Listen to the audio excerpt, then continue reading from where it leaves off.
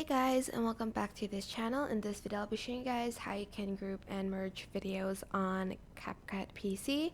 So to group them, just basically select your videos like this and just select everything, right click, press group, or you can press Control G and you can edit the video individually by double clicking on it to select the just one of the clips, I guess. So to in group, just press Control G again.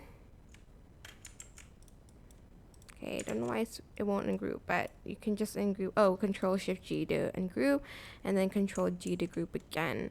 And again, to edit them, just like one of it, you're just going to double click on it.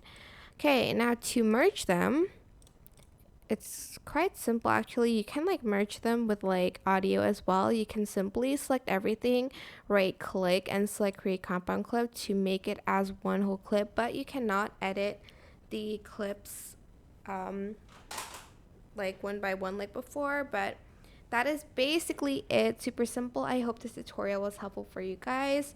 Don't forget to like, comment, share, and also subscribe to this channel if you haven't done that already. If you have any questions, just leave it in the comment section down below, and I will try my best to answer them all for you guys. And if you found this video helpful, please click the thanks button above the description box down below.